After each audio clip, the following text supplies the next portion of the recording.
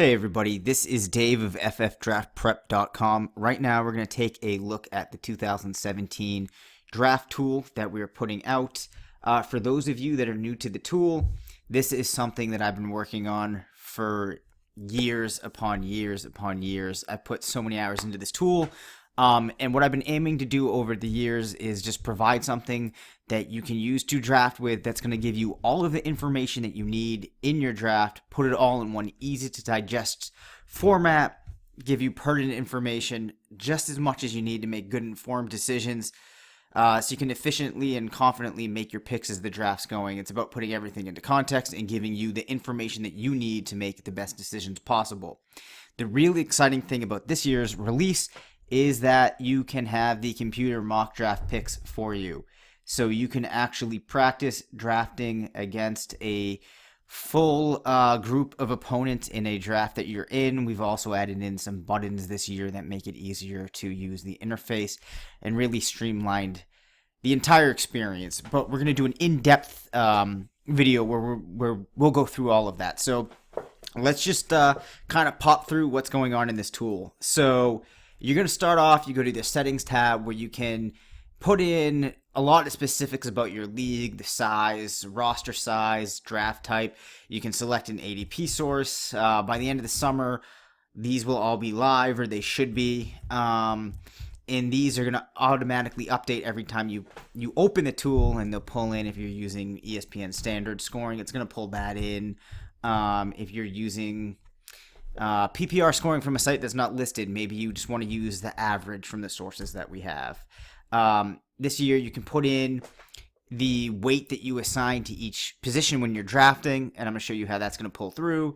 You set up the roster settings here, and then if you're doing a mock draft, we have some templates that you can choose from. So maybe you're playing in a league that's running back heavy, and you set these parameters, and then you go into the mock draft. And a cool thing is, too, if you want, you can fill out these information in these three columns to use any metric you want. So maybe you want to count the amount of times that you own a player. You can come in and, put these here, or maybe use a different notation. Maybe you use numbers and whatever, what have you. And then that's going to pull into the main interface here. If I pop this little drop down over here, you can see we've indicated we own Antonio Brown 3 times.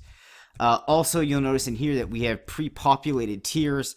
I put a lot of time into developing these, and if you've read any of my work on the site or in any of the books I've put out, you can get a better idea of how I come up with those. So you could also even put in your own ADP if you have a source that we don't have included, and this will go into a much greater depth in a and then, like the video that's going to be the full tutorial. You can also set trades and keepers, what have you. But for the time being, let's just pretend that we're using this tool to mock draft. We're in a 12-team league. Let's use the random number generator that we have over on the settings tab to determine where we're going to be drafting from. We're going to hit this. All right, we're going to be team 6, which in this case, team 6 is the Ravens. We could change the name if we wanted, but we'll just know that we're the Ravens. We're going to go here. We're going to select Ravens. All right. We're going to mock draft. So the computer is going to select David Johnson, Le'Veon Bell, Ezekiel Elliott. You can see when players get drafted, they're pulling into here. Now, this is looking like, it's following ADP for the most part. Odell goes, then Mike Evans, LaShawn McCoy, Antonio Brown. Antonio Brown falls late, but this is, built to be somewhat random. More often than not, you're going to see him go earlier. It's normally going David Johnson, Le'Veon Bell, Antonio, Zeke to follow real ADP, but it is generated off of some random functions, so you will see variance there, which will allow you to, practice for different scenarios that you might not expect. So we can hit undo. We're the Ravens, so if we're looking here, we can see that we are the team highlighted in blue. This here is highlighted in gray. It's our pick. So let's take this. Let's take this all in. So at this point, the scarcest position is wide receiver. I'll break this down more in the full in-depth video. We can toggle back and forth between the different positions here and look at the available players. We can see that our weighted needs specific to our preferences are pointing to wide receiver. Let's go look at the tier 1 wide receivers. Obviously, at this point, if Antonio Brown is available, we're going to go with Antonio Brown. So we'll hit draft player. He pulls in. You can see now he's allocated to our team as our wide receiver here. So we will continue to mock through Julio Jones, Melvin Gordon. You can see picked players are getting displayed in here. And notice how they are no longer in the available players table. This team position breakdown is pulling them into the spots of the teams they've been selected on. All of these calculations are updating. You can see the number of players left at each position in each tier. So we continue along. Following along up here, you can see this is where we are. Mock pick, mock pick, mock pick. And now we're on the clock. So at this point, 9 running backs have been taken, 9 wide receivers. If we come down here, we can see that our weighted needs are still pointing towards wide receiver. A lot of this has to do with the fact that in the settings tab, I have indicated by and large wide receiver is the most important position to me. We'll go back to the draft dashboard. Here, if we got caught off guard, we could look at this panics pick table. This weighted scarcity is saying if you look at the number of starters left at each position, you look at the quality of players available in each tier, wide receiver is the scarcest position. That's also another reason that our weighted needs recommendation is wide receiver. We have ADP of available players here. We have our listing here sorted by tier. We could sort it by ADP. I like to look at it by tier though. So at this point, we have 3 wide receivers to choose from that are tier 2 wide receivers. Running backs are already in tier 3, but I'm feeling pretty good with this team about going with another wide receiver. So we have Dez, Doug Baldwin, Demaryius Thomas. Let's actually go Doug Baldwin, and we'll draft him, and he gets pulled into our team. You can see some of these pieces of information calculate.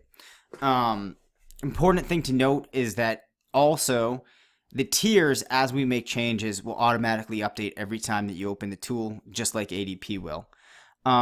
You're probably wondering what these graphs show. This graph here, as you continue along in the mock or your real draft, it will show you the average of your starters versus the average starters for other teams. So you want these to be smaller. This down here is going to show you by round for the position that you have it set on, how many players of each tier are anticipated to be taken. It's not perfect, but it looks at ADP, does some math, and comes up with an estimate. And you get a similar table here, which is going to show you the amount of players at each position that are expected to be selected in the next 5, 10, 15, 20 picks. I'm going kind of fast, but there's a lot of information to put in here. You can use these scroll bars to expand the available players listing. You can look down ADP by using this here. Another cool thing that is new for this year is if you wanted to find Drew Brees, you just start typing in his name. He comes up. You could also go like that.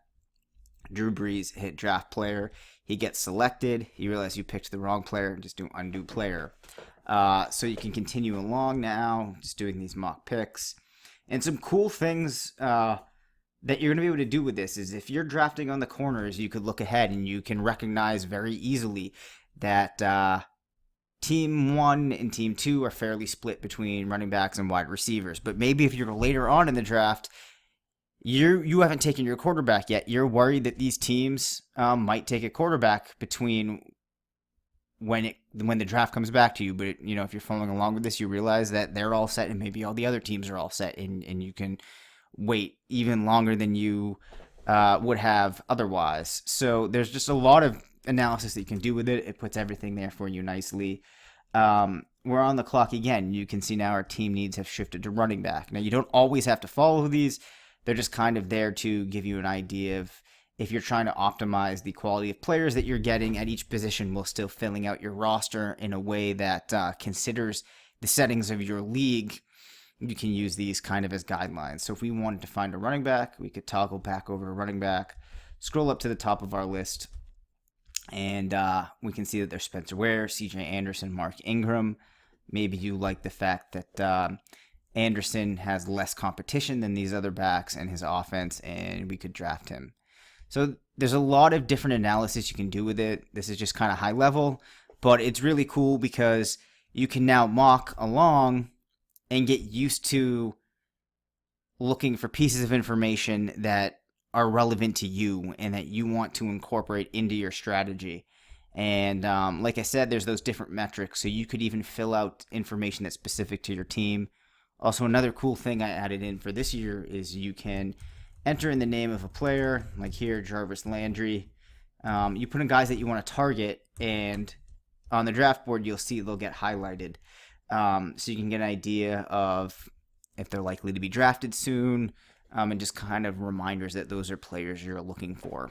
And then everything pulls over to this draft grid. So that's a real high level, very quick summarization of what this tool can do, what it's all about, just kind of an overview. But there's a lot of analysis that you can use it for. And I'm going to post an in-depth tutorial taking you through every aspect of it. And then also I'm going to try to get up a mock draft where I'm actually going to kind of take you through the logic that I'll use at every pick. I just wanted to put this up to help you get familiar with the tool and get an understanding of what it's all about. And the great part is this year I'm putting it out for free. There's a number of reasons for that. I've posted about them on the site. But anyways, if you enjoy using the tool, please consider donating. I'm a writer at rotoviz.com, a site that I think is the best fantasy football site out there. So you could subscribe via one of my articles. Or alternatively, when you download this, you can use the pay what you want feature to donate that way. If you have any questions, feel free to shoot them to ffdraftprep@gmail.com. My caveat is this year, since I'm not really doing this as a business, I just might need some time to get back to you, but I'm happy to answer any questions that you might have. If you are going to be using this, make sure that you get any questions into me a couple days in advance and that you do practice with this well in advance of your draft to make sure that you have all of your questions answered and that you know how to use the tool. So we went through everything quickly, but the full tutorial video should answer a lot more of your questions. All right, thanks for checking it out.